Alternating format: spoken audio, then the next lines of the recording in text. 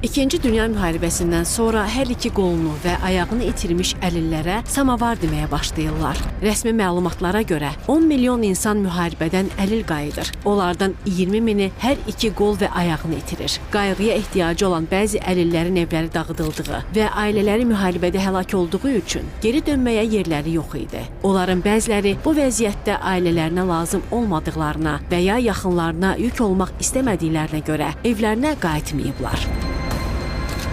Müharibə dövrünü hərbi hospitallarda, sanatoriyalarda keçirsələr də, müharibə başa çatdıqdan sonra bu kimi yerlərin bağlanması nəticəsində əlillər küçədə qalmağa məcbur oldular. Cüzi müavinət əlillərin əksəriyyətini səfil, dilənçi vəziyyətinə saldı, oğurluq etməyə məcbur etdi. Əksəriyyəti içkiyə qurşandı. Onları heç yerdə işə qəbul etmirdilər. Birinci qrup əlillər üçün 300 rubl müavinət isə minimum əmək haqqının yarısını təşkil edirdi. 1940-cı illərin sonlarında böyük şəhərlərin küçələri yoxsul əlillərlə dolu olduğu üçün hökumət narazı əlil ordusundan narahat olmağa başladı. Stalin qalib ölkənin küçələrində bu qədər fiziki məhdudiyyətli insanın olduğunu özünə və faşizmə qalib gəlmiş qüdrətli ölkəyə yaraşdırmırdı. SSR hökuməti bildirirdi ki, əlillərə yalnız ailə qayğı göstərməlidir və dövlətin onlara heç bir borcu yoxdur. Beləliklə, bu problemi həll etmək üçün qəddar bir yol tapıldı. Bir neçə ay ərzində bütün əlilləri küçələrdən toplayaraq, sanatoriya adı ilə xəstələrin yaşaması üçün şəraiti olmayan ucqar yerlərdəki monastırlara göndərilməsi qərarı alındı.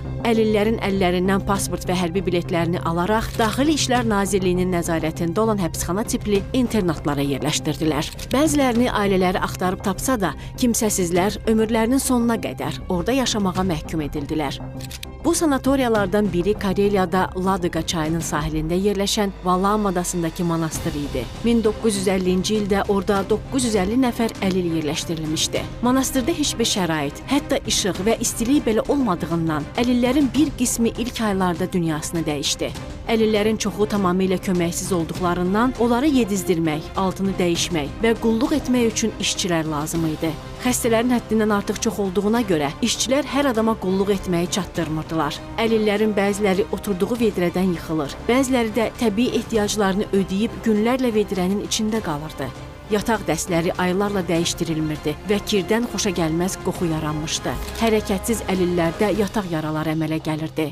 Yaralara hətta qurd düşürdü. Sanatoriya siçovul və həşəratlarla dolu idi. Qışda isə nəqliyyat problemləri yarandığından ərzaq çatışmırdı. Sanatoriyada işçilər hətta xəstələrin orden və medallarını oğurlayırdılar. İnternatda insanlar kütləvi şəkildə ölür, intiharlar baş verirdi. Əli ayağı amputasiya olunmuş insanların gündə bir dəfə havaya çıxarılması qaydası olduğu üçün tibb işçiləri onları əvvəlcə taxta xərəkdə, sonra isə xüsusi hazırlanmış zəmbillərdə həyətə çıxarırdılar. Zəmbilləri ağaclardan asırdılar. Bəzən işçilər xəstələri içəri götürməyi unudurdular və bu diqqətsizlik nəticəsində əlillər gecələr donaraq ölürdülər. İnternat informasiya sızmasından tam mühafizə olunurdu. Orada şəkil çəkmək, o barədə yazı yazmaq qəti qadağan olunduğundan nə isə bilən, maraqlanan, danışan şəxslər DTK-ya çağırılır, dindirilir, həbs olunmaqla hədələnir, ciddi xəbərdarlıqlar alırdılar. SSR Dövlət Təhlükəsizliyi Xalq Komitəsinin birinci müavini Baqdan Kabulovun göstərişi ilə əlillərin fotoşəkilləri toplanaraq məxfiləşdirilirdi və bu fotoşəkillər